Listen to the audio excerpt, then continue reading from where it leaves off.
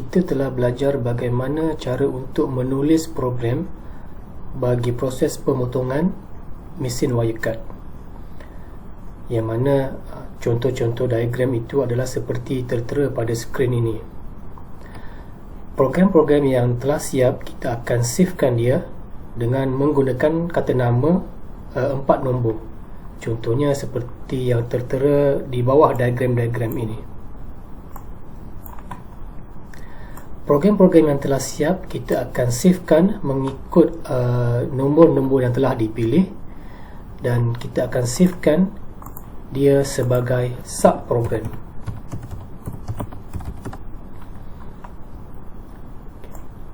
So, hari ini kita akan belajar bagaimana untuk menulis main program.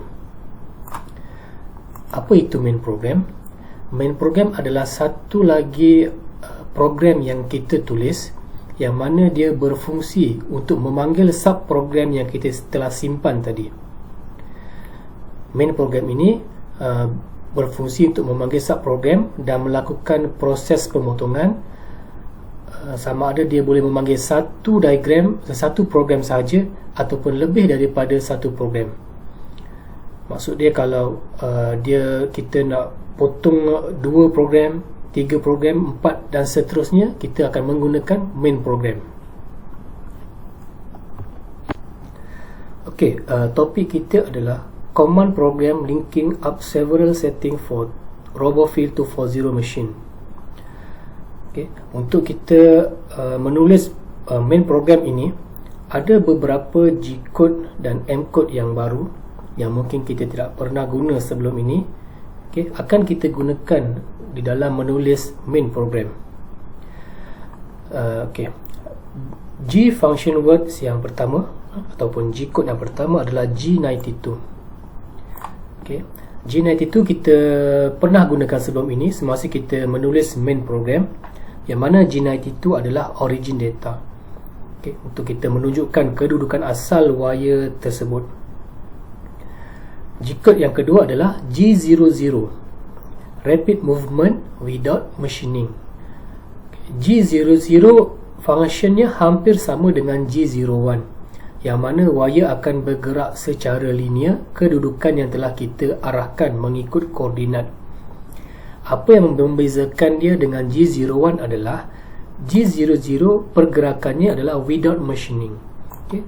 Tiada proses pemotongan. Tetapi dalam G01 pergerakannya ada proses pemotongan. G-code yang ketiga adalah G13. Okay. Sending out message. Okay. Sending out message ni biasanya kita akan gunakan sebelum kita tamatkan program, yang mana kita ingin memberitahu bahawa proses itu telah tamat. Okey, seterusnya adalah M-code, M function words. M-code pertama yang biasa kita gunakan adalah M60. M60 adalah threading wire, yang mana wire akan masuk ke dalam lubang ke dalam lubang pada workpiece tersebut secara automatik. So, syarat dia adalah workpiece itu telah di-drill lubang dahulu sebelum kita dapat menggunakan M-code ini. Jika workpiece itu tiada lubang, kita tidak dapat menggunakan M-code kerana wire tak dapat masuk di dalam pada workpiece tersebut. M-code yang kedua adalah M98. Okay, M98 adalah for call subprogram, yang mana kita menggunakan M98 untuk kita panggil subprogram yang kita telah simpan tadi. Okay. Setelah dia panggil, dia akan terus memotong program mengikut subprogram yang kita telah tulis itu tadi. M-code seterusnya adalah M50. M50 adalah wire cut. Okay. Function ini adalah untuk kita memutuskan wire tersebut. Kita gunakan M50 untuk memutuskan wire sebelum kita menggerakkan wire tersebut ke tempat yang lain, supaya wire ini tidak terlanggar dengan workpiece. M code seterusnya kita ada gunakan dalam membuat subprogram, iaitu M30. M30 adalah end of program, untuk kita tutup program tersebut. Okey, command yang lain adalah seperti ini. K adalah for scale, yang mana dia akan memotong subprogram itu mengikut scale yang kita tentukan. Contohnya kalau kita ingin membesarkan program itu sebanyak 2 kali ganda, kita boleh menggunakan scale K2. Okay. Kalau kita ingin membesarkan 3 kali ganda, kita boleh letak K3. Okay. Kalau kita ingin mengecilkan program tersebut sebanyak separuh, kita boleh letak K0.5. Okay. Command seterusnya adalah Q. Q is for rotate. Okay, kita boleh rotatekan program tersebut mengikut berapa degree yang kita telah tentukan. Okay, yang mana kalau kita menggunakan nilai positif, program itu akan memotong secara rotate menggunakan counterclockwise. Okay, kalau kita menggunakan nilai degree negatif, program itu akan dipotong menggunakan rotation clockwise. Okey, kadang-kadang kita sendiri keliru, okey, untuk menggunakan positif ataupun negatif di dalam meletakkan command Q ini.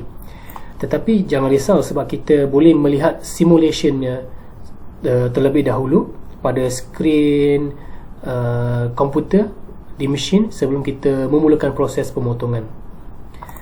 Okey. Command seterusnya yang kita biasa gunakan adalah B for mirror.